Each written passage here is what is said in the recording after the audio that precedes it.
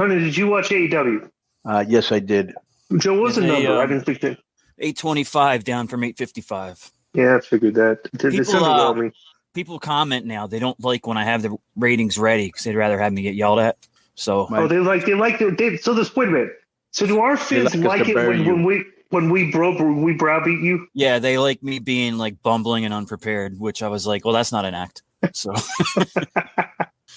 that's definitely not an act. No. All right, so let's start off with the AEW, and I got some comments on this. Jericho against Komander with Alexander. Can I just say something before you start? Bro, when I saw even the main event, which was this kid, Brian Wayne or Wayne. No, don't get into that. Let me just say this. Say this. I'm not going to get into the match. Okay. What was his name? Wayne? Nick Wayne. Nick Wayne. All right. Yeah, he's from the Seattle area. So when I saw it was Nick Wayne versus Swerve, I'm thinking this is not a main event caliber match. You know, it wasn't a bad match, but bro, you have to have names in the main event. You saw what I texted you, right? I said in the group text. Why is this skinny kid in the main event? Or something I can't believe you're actually like promoting this kid as a main eventer already, and like the kid's 179 pounds. It's like, bro, the optics, like there is a fascinating Dave Meltzer. Okay, went on this rant today on Twitter, just kind of like wondering why on earth they beat Nick Wayne. Because it's traditionally you never beat a guy at his debut. Can you read some of those, Joe? I might answer some of those right now. Meltzer's thing, because I'm thinking, bro, I'm from a completely different camp. I can't believe like you're a promoter. It's like there's no way I'm looking at that kid and say, like, you thought this was your main event guy this week? Like that shouldn't lose to Swerve. Right. That's what people think. Right. And people are saying, okay, so read some. Go down and read some of the comments, Joe. Because there's a lot of comments on it, right? Yeah, I'm gonna have to go down. Yeah. He's just arguing with everybody of why traditionally he should win. He's minimizing Swerve. And give me one or two comments that clap back at Dave just to hear what the climate is with the fans, Joe. All right, so this guy says back to Dave, I think it makes perfect sense. No wrestler should win his first match on national TV. Wait, how did this start? I mean, you're getting in the middle. I want to start from the beginning, not the middle. I don't even know how this started. Yeah, this guy's what it is this guy's answering another guy, but he tagged Dave in it, so that's why Dave's answering. Okay. All right, my bad. Go ahead. This guy says, it makes perfect sense. No wrestler should win his first match on national TV. Paying your dues should be a part of it. And Dave responds, historically, almost everyone who gets advanced billing and comes in with a name wins their TV debut. Every territory from the beginning of time, from Dan O'Mahony to Terry Funk to Saruta, Von Erichs, Wyndham's in Florida, Mystico, Atlantis, Ray, every Guerrero in L.A., Flair in the Carolinas, down to the local college football player with a following in his debut. Literally hundreds of promoters over more than a century. Name me a guy Vince brought in with major fanfare and then beat in his TV debut when he was on his game. Okay, can I just say this? What's major fanfare about this guy? They did one video on him last week. Darby Allin saying, this guy's good. Let me read this tweet exchange, Konnan. Let me read this one. So one guy says, you're way off, Dave. Nick Wayne was fine. Crowd cheered him. He's 18. He put a phenomenal effort against a top heel. We'll get some great tags in 6 minutes with him and Darby. Did he freeze? Yeah. Can you hear me now? Yeah. Can you hear me now? Yeah. Yep. Okay. All right. So, so he says it's all. Yeah. Just go to that response. You're way off, Dave. Nick Wayne was fine. Crowd cheered him. He's 18. He put a phenomenal effort against a top heel. We'll get some great tags in 6 minutes with him and Darby soon. And Dave says it's all about the follow-up. Never said he was done. Just literally every promoter in history doesn't build up a guy on TV with video packages and beat him first weekend. Even more for a young guy, because it used to be about finding new guys to put over, because that's what historically popped territories with younger viewers. And I'm like, dude, let's fast forward. We'll get to that match, but I want to talk about this first match. How old is Komander? Maybe 23 or something like that.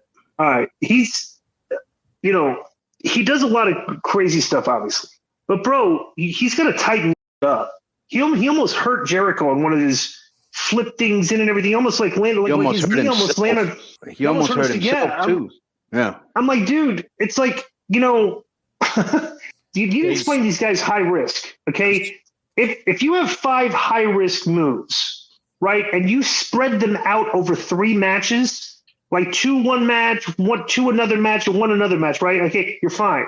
But if you take all 5 high risk moves and keep doing them every match, there's a high risk of difficulty that's going to possibly end up in you screwing it up or you hurting the other guy. Yeah, which is what I was watching in this, because, like, you know, I mean, they try to turn this into like a freaking WrestleMania main event with all the kickouts and stuff and everything, and I don't know why. You know, they did this spot where I guess he did the code red, the code breaker, and the guy missed it, and they just missed some of the moves, and the guy was selling it like he hit the move and stuff. I don't know. It was very sloppy. But Jericho, of course, went over, and there was a post-match on this, so there was no reason for this to go 13 minutes. It should have gone like 7, okay? So Don Callis makes his entrance and joins Jericho in the ring and told Jericho it was a hell of a match, and Callis asked Jericho, he saw the rating for their segment last week. He said Wrestling World was buzzing over the possibility of Jericho joining the Callis family. Then Callis recalled I missed my spot here. Callis recalled 28 years earlier that he and Jericho were part of a faction led by the late Bad News Allen.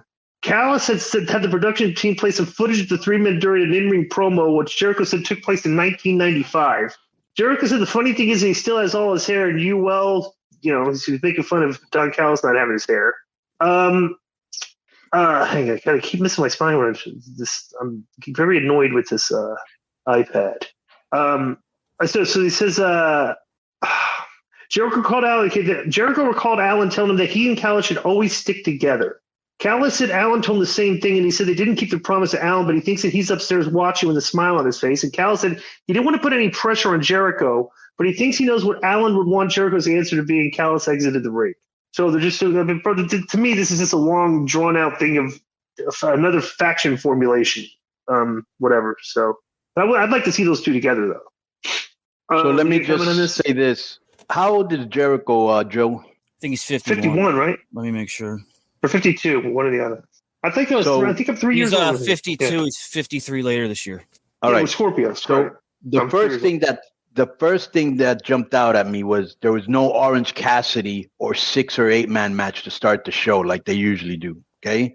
I'm thinking Jericho wants to show that at 52 years old, he can wrestle any style, Japanese, American, hardcore, lucha. And obviously we know he spent a lot of time in Mexico. This is not his style anymore. He was smart and he didn't try to keep up with Komander. But, bro, I said this yesterday because, a guy recommended Komander to me 7 years ago, and I cultivated the guy. Komander's still a work in progress. You know, I don't know if maybe Jericho, just like he did with Action Andretti, which we said on this show, we saw nothing in him. He said, maybe I like Komander and I want to put him over. Maybe, I want to help him because he didn't put him over, but he did give him the rub because he gave him a lot of You're right. This match shouldn't have been 13 minutes. I think they were expecting a banger. Or maybe Tony said, hey, I really want to push this guy. But, bro, I said it yesterday. This guy's still a work in progress. I wasn't going to let him come to the United States for at least really a year, maybe 6 months, maybe. He's not a sloppy guy in Mexico. He doesn't make a lot of mistakes like the one he did yesterday, so he might have been nervous or just an accident. But he's still a work in progress. The potential's there. But what are you going to tell a guy who comes from like really impoverished family, hey, wait another year when they're offering you over $100,000 a year, So I couldn't stop him because he'd probably hate me for that. But they brought him in too quick, and he's got mega potential, Yeah. I'm not going to argue that, but like I said, usually the same thing I did. It's just that the guy is just still a little bit green for this spot here. Yeah, he is. He's not ready yet. But I'm not disagreeing, and he's my boy. And so the one thing I do like about this show that we're starting to see, and it only took him 4 years to learn it and do it, is we're starting to see something you and me complain about a lot. If you notice during the show, and you'll read about it, okay, there's a thread with Don Callis and Chris Jericho and all that, right? There's another thread throughout the show with MJF and Cole, which they never used to do. So at least they're starting to do that, Right. And I thought the post-match angle with Don Callis was good because, again, he didn't give an answer, and it keeps you hanging to see what's going on. So, yeah. You know what this show reminded me of? What? This show reminded me that maybe the some of those Impact guys that were in booking, like had a very heavy hand in writing the show, like putting threads in. You know what I'm saying? Like the actual writing of the show on this was you saw this. You noticed the same thing I did. It was different. You know, this is what I'm thinking. Right. Obviously, I'm thinking Sanjay has some sort of input, maybe not on Dynamite, but on the other shows. But I do think that somebody like Jericho and Don Callis, who are very creative and smart, they're probably saying, all right, we're going to take the bull by the horns. We want to do this, and this. And I'm sure MJF and Cole are doing the same thing. And they're probably very hands-on with what they're doing right now.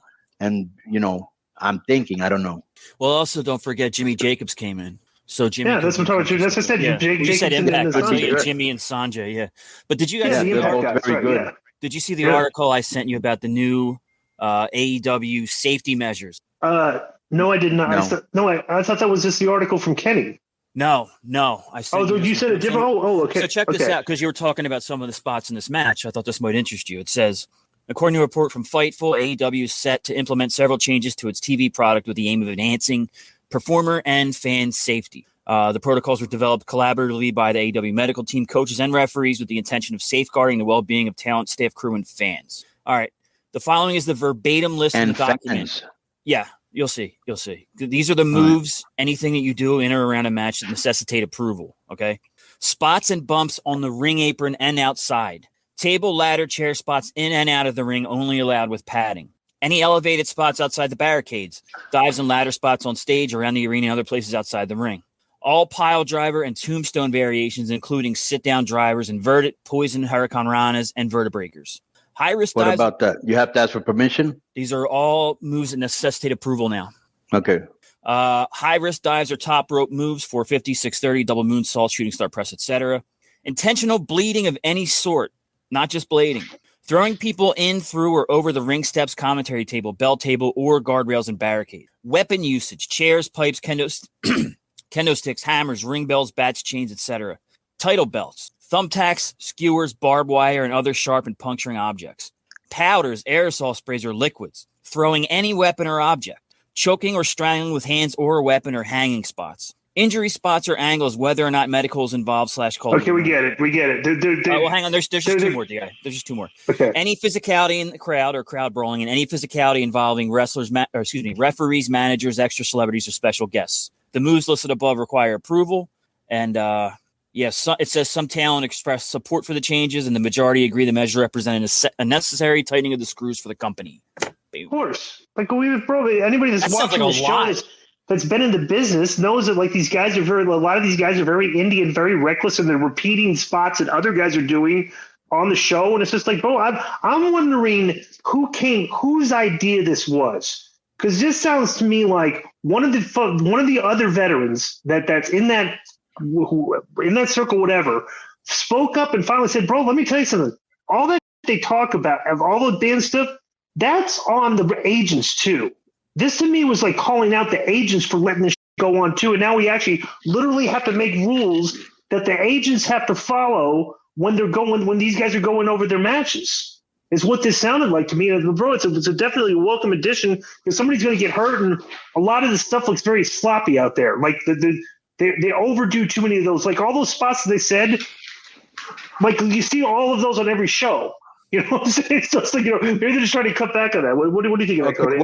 We're gonna get to this match so you can have it ready, Joe, because I think they should have put on that list no thigh slapping. Go to the match between that girl that you like, Sky Blue, and Ruby Soho, when the girl's on the apron. Yeah, and they're doing like this, right? Right. 3 times in a row, bro. 3 times in a row. I was like, what? No. Yeah. Commander slaps like that too. Yeah, because he sees all the indie guys doing it. Right. It's like it's like, and then I actually saw a spot of Shawn Michaels doing it the other day. Okay. And Shawn Michaels, here's the key to the spot. Okay. Is if the distance between your thigh and your hand are a lot. Like, okay, like if I'm bringing my hand up like this and slapping it down, everybody and their mother could see that. But if you're bringing the leg up and only bringing the hand down very short distance, it kind of hides it. But all these people are just thinking that it's just the thigh slap, and they're not doing it correctly. They're not doing it where you're hiding the move, you know? Bro, the worst part is they do it as if thousands of people weren't watching you, and there isn't a camera right there. Right. It's like, bro, you got to hide it. It's like when I see people talking in the middle of the ring, they don't even bring their head down. They don't use their hair to cover it. They don't put it under their head. It's like, bro, and sometimes the camera's right on them because they don't know they're going to be talking, and the guy doesn't, my mindset was always, if I do something in the ring, there's a very good chance the camera might be doing a close-up of me, so I'm always going to hide what I do. So you want me to say this? You want me to say this till you get to the match, right? Right. Yeah. All right. Okay, so this is funny. When I was watching wrestling growing up, okay, and I didn't know this till I got in the business, right? Like you're talking out there and you're trying to cover up. Remember when Ernie Ladd used to like sell like this, and he'd cover like the backside of his head like this, like he'd be like, it was like his right hand would cover the back. Bro, he's covering his mouth. Mm-hmm. When he's selling, he's calling spots. Like he's selling his head, like, he's got his arm over his mouth. Yeah. I never, but that's hiding it. Like, I didn't know until I got into business that's what the guy was doing, but that's what you do, you know? Or what I didn't know is when you had the guy in a rest hold and you're talking to him right there. You know what I'm saying? Right. Yeah. So next is, I'll go. So this was weird. I didn't get this. So Alex Marvez spoke with Jack Perry backstage, who was seated in the back of an SUV, and Hook entered the vehicle behind Perry.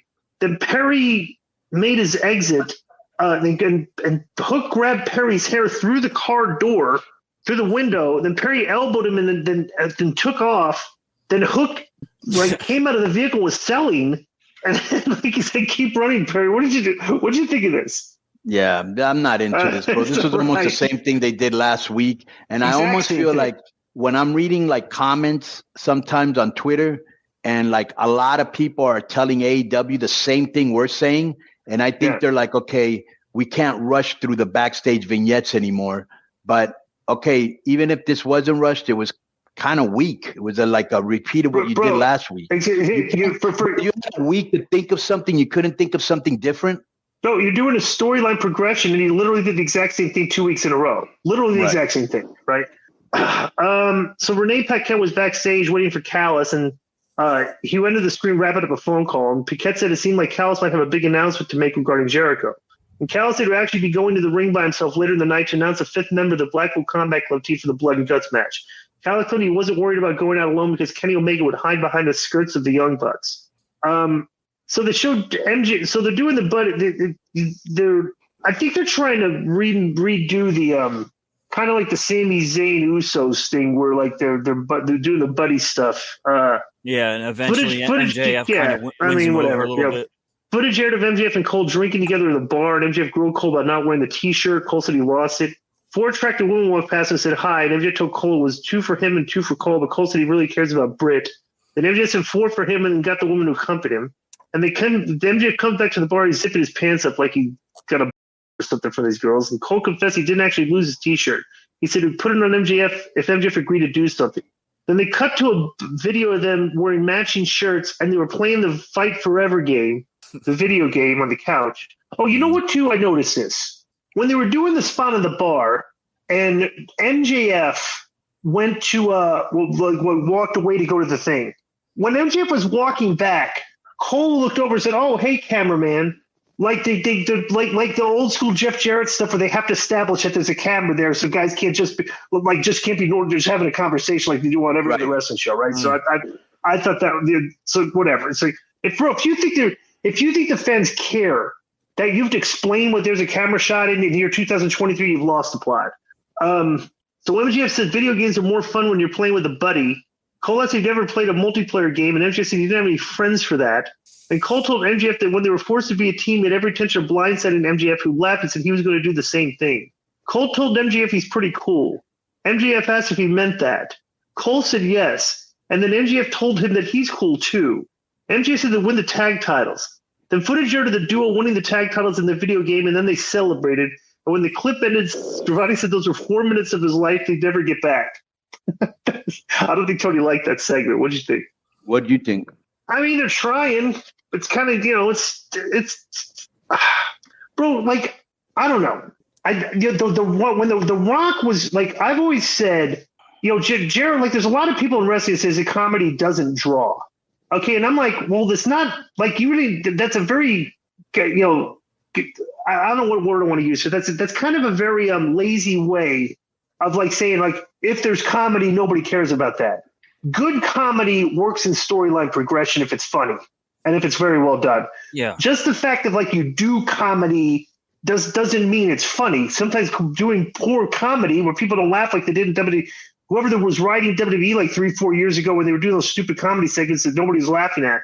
But like I think when Cornette said that these guys are entertaining, but it's just I'm just not into like it's like I mean MJF is supposed to be this sinister heel. It's turned on everybody. So it's making Adam Cole look stupid. That Britt's not involved, that Britt's not showing up and grabbing him by the shirt collar and yanking him out of the bar. Kind of like that. Yeah. Right. I'm just saying, I don't know. It's just like there's so many elements to these characters that they're not including. They're just doing like two guys buddying up, and it doesn't seem like either character is being true to himself here. What do you think? That's what I get out of it. Yeah, I just think but that it's entertaining.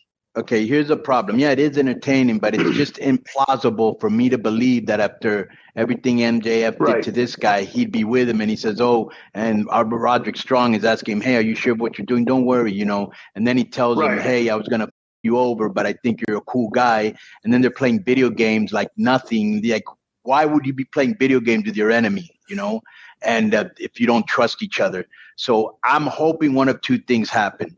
Either it's a double turn where Adam Cole turns heel, which there's no reason to turn him, but where he turns heel and MJF finally turns face, which people are really want him to do that, or maybe he just turns face all of a sudden. But it's just so implausible because this guy's been a major, since he got there. Why would he change his tune? It's just very hard for me to wrap my head around and even suspend a little bit of my disbelief.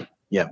And like the content of this type of content is like kind of like content that you would like show to like nerdy people that would pop for stuff like this. It's not like think about this. Well, it's basically a video game. Bro, this is your champion. And like two of your top guys. Like go ahead. Yeah. I was gonna think about somebody you don't like, right? Would you be hanging out with them?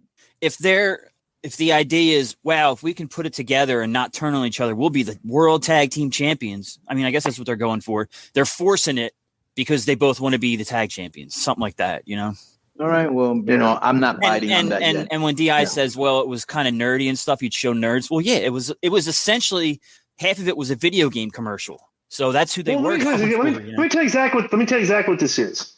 This is them attempting to write TV differently.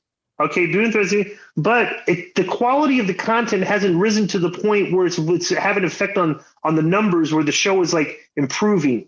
It's like the writing of the show's improved, but the content is still kind of like, I don't know. It's just not for me. So, but I'm 55 years old, so whatever.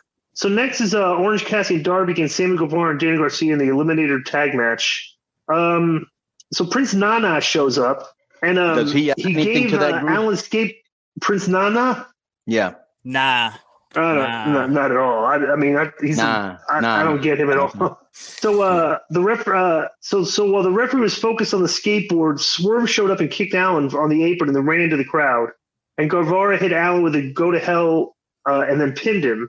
And after the match, it showed like Sammy was kind of like like shook hands with Darby after the match, like apologizing for taking the. I don't know, just like. It's like where's the? But like think about these last few segments, right? That we talked about here. Okay, the first segment was Jericho and basically Jericho and Don trying to be buddy. We had Jungle Boy escape from a hook. We had MJF and Cole being buddy. We have Darby Allin after the match shaking hands. It's like, dude, where's the heat? Like the show, like the heat level on the show is 0 right now.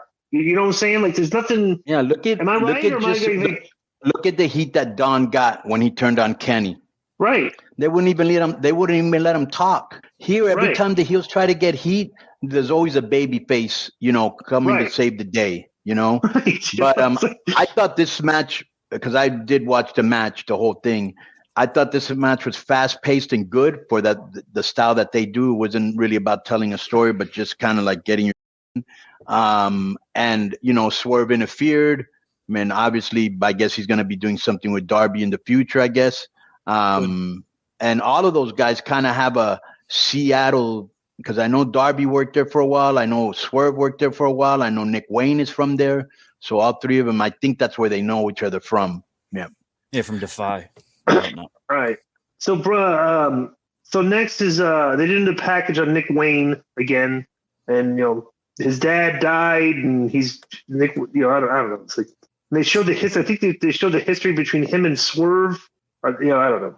So next is Paquette was talking to Cole. Was on the phone with Britt. Roderick showed up, asked if he actually liked MJF, and Cole said he's not a bad guy. And recalled not liking Strong initially. He said now he sees him as a brother. Then Cole got a text from MJF about wearing T-shirts and performing a double clothesline, and MJF added that he had just passed Brian Cage and thought he has the flu. Cole rushed off the set and yelled to MJF that he's not actually sick. It's corny. Brian Cage and Big Bill made their entrance, and MJF and Cole followed. And MJF slapped hands with the hands, slapped hands with the fans. It's just like I don't know. It's like he's obviously being very insincere, but it's silly that everybody's playing along with it. I don't know. Oh, that's what everybody had to do at the beginning of AEW too. Remember how long they had MJF as like Cody's friend? But right. So Cody, Cody goes along with it, but he doesn't know MJF's really. Oh, he's a good guy, but all the fans know he's, that kind of thing. Right. So maybe they're going for that again. I don't know. We'll see. So next is you're right. If it just ends with MJF turning on him, then it makes Cole look stupid. So there's got to be another way to go. Yeah. Okay. So next is the match between Big Bill and Brian Cage, two big boys. Brian Cage out there with the word Prince Nana. Yeah, they got a lot of chemistry. So they did a big body slam to Big Bill, which they sold it like it's Hulk Hogan. It was that was entertaining. The MJF and Cole went for the double clothesline. The Cage held onto the ropes, and when MJF and Cole turned around, Bill clotheslined both men. And MJF and Cole worked together to put Bill down, but then Cage clotheslined them both to follow up with a double fallaway slam. But Cole caught Cage with a super kick on the apron, and MJF hit the heat seeker pile driver on Cage, and Cole followed up with a boom knee strike, and then pinned Cage to win the match in 10 minutes. After the match, this is unnecessary. Like there's a lot of post-match stuff in this show with Jericho and this. MJF and Cole got microphones and played the crowd. And MJF asked the crowd if there was any devil worship in the crowd. Not, wow, I'm super over Canada. Geez, MJF said. Then MJF asked if they knew who else was over and then chanted, do the thing. Cole did his pose and MJF pimped their T-shirts again. And MJF said they were close to hitting the double clothesline. He told the fans that it's coming. A double clothesline chant broke out. MJF tugged at Cole's shirt and told him to talk to these crazy Canucks. And Cole told MJF not to touch him and said they have to work on that. Cole promised the fans if he and MJF remained on the same page, it'd become the next AEW Tag Team Champions. And Cole asked MJF why that is. Why? Because we're better than you. And Cole added the Bay part. Then Roderick Strong was shown looking upset as he watched the segment on the backstage monitor in his neck brace. What do you think of this, Conan? Maybe Strong's going to turn on Cole. What do you think of this, Conan? Bro, the people absolutely love MJF. They love Adam Cole, and they could be a big babyface thing. But like I said, if he turns on Cole, Cole's going to look really stupid. Big Bill, which is, a great name, and Brian Cage, do they ever win any matches? Bro, if you're, Dynamite, if you're over 250 pounds, you have a 10% winning percentage on that show. That's very true. I mean, so next we get any backstage here? Okay, here we go. That's why when I didn't get to answer you, but when you said, why is a 170-pound guy in the main event? Because that's AEW. Plus, right. I think we're past the point where weight should mean anything. If you're talented, you're talented. But they do. But it sticks out on the show. There's a lot of guys that are big and should not be doing jobs to guys that small. There's a reason why there's weight divisions like in boxing, even though this isn't boxing. But even in a street fight, mostly the bigger guy is going to win. Yeah. Backstage, Paquette stood with Jake Hager outside Jericho's door. Hager said Jericho knew they were coming and invited Paquette and the cameraman to come in. There they go again, inviting the cameraman in again. Hager asked Jericho if he's really considering joining the Callis family. And Jericho said Callis is making a lot of great points about Bad News Island. They have a lot of history. Hager recalled saving Jericho's life in Abu Dhabi and giving up his MMA career to follow Jericho to AEW. Hager said he deserves to know.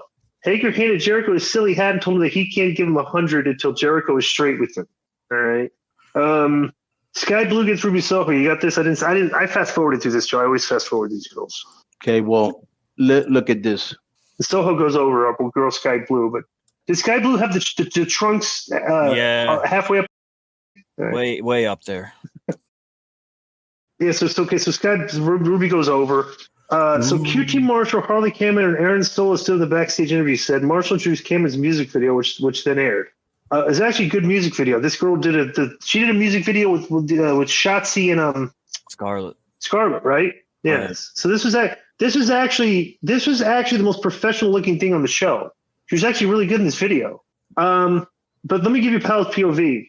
Cameron is talented, but I'm not really sure what the actual point was. It feels like her character should actually be a lousy performer for heat purposes, so I'm not sure where they're going with her in the Acclaimed. So Swerve and Nana make their entrance for Nick Wayne. Nick Wayne. It was kind of the crowd was flat for this guy to start, but they kind of got with him when he started doing his crazy moves and stuff. But this guy is just a very good. Independent, typical, like a very good, stereotypical looking independent wrestler that does all the independent wrestling spots, but he does them better than most independent guys, which is probably why he's on the show. He's a thigh slapper. I saw the bulk of the show. I saw the bulk of the show, DI, but I did not see Nick Wayne's match. So that's basically he's just like an acrobat type dives. Not exactly, because his dad was a pro wrestler. They're kind of like they're like an old school pro wrestler. So. But his strikes don't look good, and the psychology and his selling, he still is very green. They did a spot where they do these things, and I don't know why Swerve is doing this because Swerve is too good for this. But they're doing the spot where they climb up to the top rope. Swerve is standing on the top rope. The guy climbs up to the top rope, and they're helping each other brace themselves so they don't fall off the top rope. Nick Wayne goes for a hurricanrana from the top rope. He's standing on the top rope. Swerve's standing on the top rope. Swerve goes to take the Frankensteiner, but he turns it and power bombs him from the top rope, okay, into the ring. This is a 179-pound kid. Swerve power bombs him. The kid doesn't even really sell it. He gets up on one knee without even really selling it. Swerve hits the ropes and does a great-looking side kick to the guy's head, and they get a 2 count. And then they followed up like just one spot later, and that was the finish. Totally. I don't know. It's just they lose me when these guys just do moves just to get the chance, and it doesn't mean anything because they're just false finishes. And it's just like when you do all these this isn't it. Here it is. No, that's not it. That's not it. Yeah. Oh, here it is. Here it is. Oh. Okay, look, he gets right up. That's ridiculous. Yeah. Bro, he didn't. Okay. Ouch. Bro, this is okay. I want to replay that spot. This is where you're green. Okay. This kid will learn. Okay. Because if we were, so let's say hypothetically, me and Konnan were doing the spot. Okay. And Konnan is Jericho or Konnan is Swerve. All right. Boom. Okay. I would still be down. Yeah. Konnan would be getting up, selling the crowd. I would be down. As I'm getting up, we know the timing will be correct, that Konnan will be hitting the ropes, and I will be getting up to one knee right about the time that Konnan comes and kicks me. Bro, that looked like he was just sitting there waiting. Like this is what a lot of these green guys do. They sit there and they wait for the spot, and they stop selling, which is what this kid did. It's like he knew my next spot is I got to be on one knee because I'm getting a side kick. To be ready so he took the bump and didn't even sell it. That's green. That's being green, but the right guy went over. Swerve. I was going to be. I would be very upset if they were going to let Swerve job to this guy. But at least the right guy went over. What did you think about everything I said? What did you think of this match, Konnan? Right before he. Now this is what I would have done with you if we would have done that spot. First of all, he did the powerbomb and just kind of let him go, which he could have. He's not reckless, but I would have taken more care of him, and I would have done a sit-down powerbomb, which would have gotten a bigger pop, and you and me could have sold that. 1, 2, kick out, and we're both selling. You know what I'm saying? Right. Before that, they also did another move, which was probably the move of the night, was where he did a poison rana up the third. Yeah. Right. Yeah, that's called poison rana up the third. And that got up. The people went nuts for that because they must have got permission to do it. That's on the list. Yeah, But that's just out. They pop for the moves, and it's like, okay, we pop for the moves, but like, what do the moves mean? They were kick out. They're devastating moves that look like they should be the finish of the match. Right. Or sell it. Sell it. Right. Get something out of it. Yeah. Right. I mean, can you imagine back in the day with Nash and Sid and Vader all using power bombs as their killer? If they power bombed the guy off the top and there was a kick out, like back then you would have been dead from a power bomb from the top from Vader or whatever, Okay.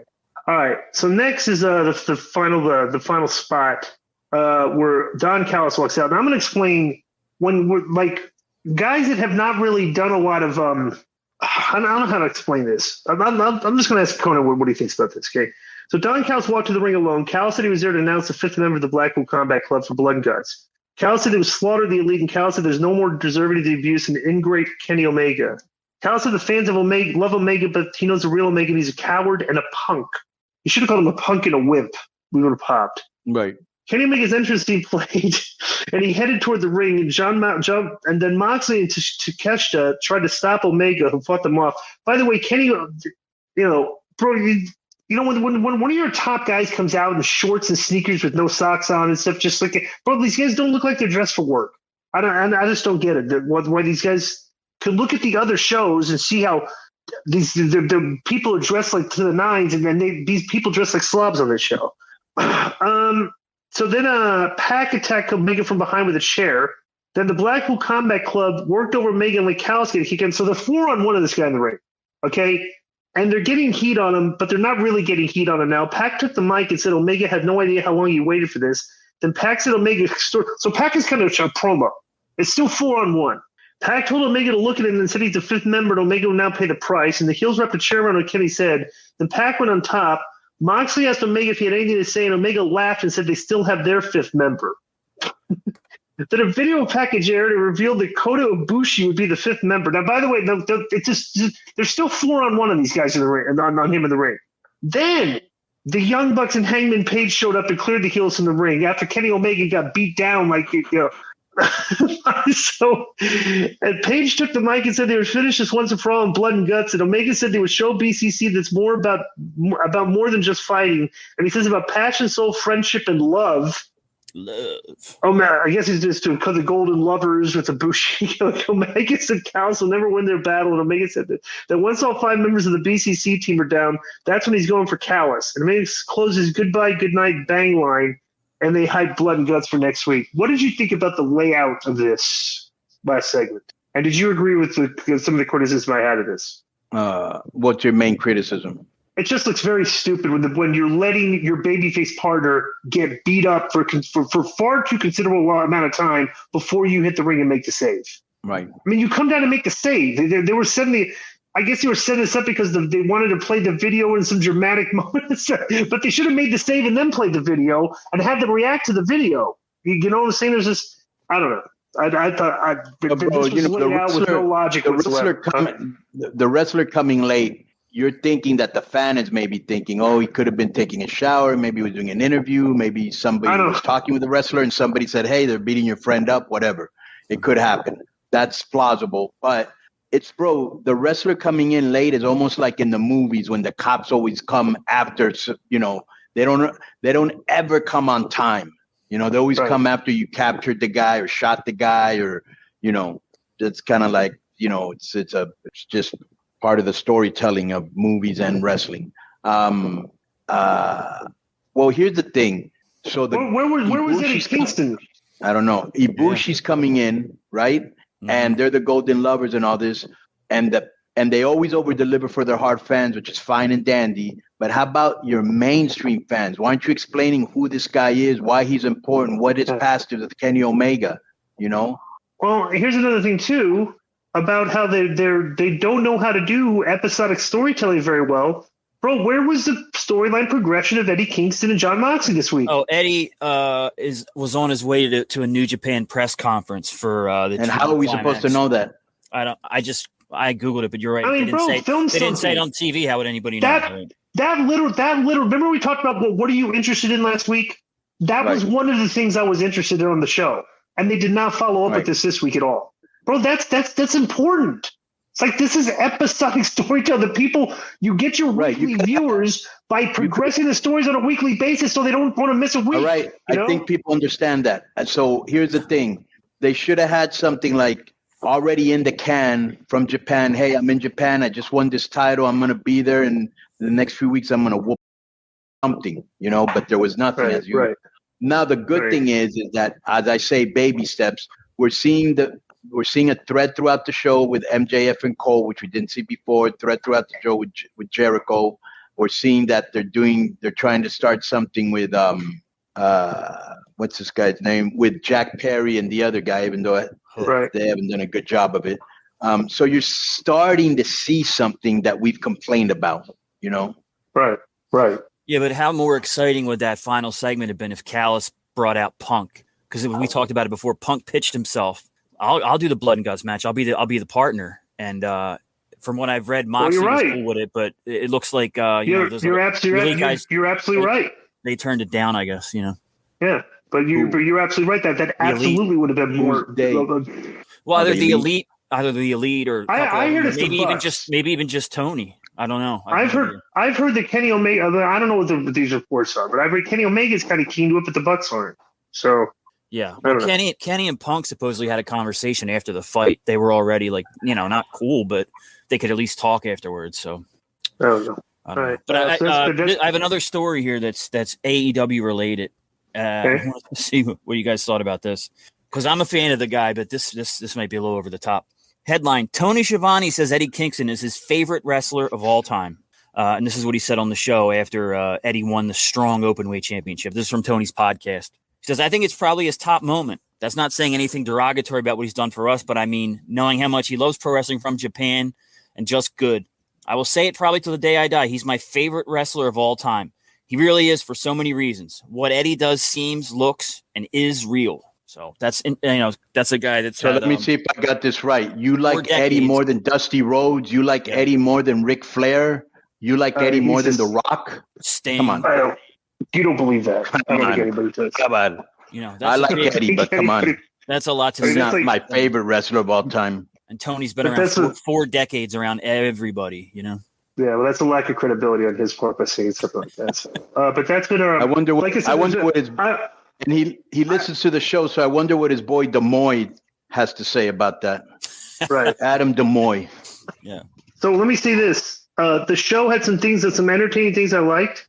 Right. He froze. I'm going to put the show out earlier this week, probably tomorrow, because Larry's segment and stuff talking about Triple Mania, it's no use to you if it comes out late Saturday or on Sunday. So I'm going to put it out tomorrow. Oh, Connan's gone. Oh, he's back? Here. No, he's here. It was you. Yeah, what'd you think? You were gone.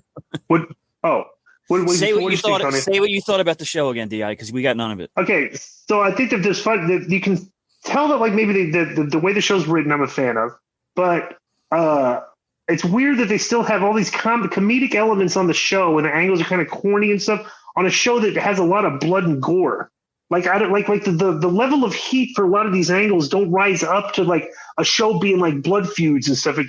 So I don't know. It just seems like they're still trying to find their way. It's been 4 years almost, and but I like this direction where the show is more interesting to watch. With the threads, you can't change the channel because you might miss a progression of the story. So, but the number one that good this because you're not going to put that skinny kid in the main event and think the fans are going to. I'd like to see the minute by the quarters for that because I can imagine people channel surfing. Doesn't that Thurston Howe guy have it, Joe? Yeah, but go look up the wrestle. Are you still on his Patreon, Joe? Yeah, I'm going to it right now. All right, let's see what that was. I'd like to see what that is. But that's been our review. Joe's getting the quarters here. What did you think of the show, Konnan? It was a little bit better than usual because you didn't have the main thing is, if you notice now, they didn't have a lot of stuff stuffed into the show. You know what I'm saying? Like they have 15 segments when they only needed 8 or 7. Right. So I think they're doing a better job of that. I think they're hearing their fan base who's been complaining about stuff like I see their fan base complains a lot of the same stuff we talk about. Mm-hmm. Yeah. You got it, Joe? Do you want to hear all of them or just specifically? No, just like the last 45 minutes hour. All right. So in the last hour from 9 to 9:15, which was Cole and MJF versus Cage and Big Bill, and then MJF and Cole's post 99:15. 9 to 9:15. 9 o'clock. Yeah. Okay. 883,000 was up 10% from the previous quarter hour, the biggest rise in the quarter-to-quarter change all night. Next up with Hager and Jericho backstage, and then Ruby versus Sky Blue went down to 802. The Owen Hart Cup recap and Swerve versus Nick Wayne went down to 783, which was the second lowest of the night. And then the main segment, which was also included Strickland versus Wayne, and then the live promo and angle with everybody, went back up to 831, which was the third highest of the night. All right.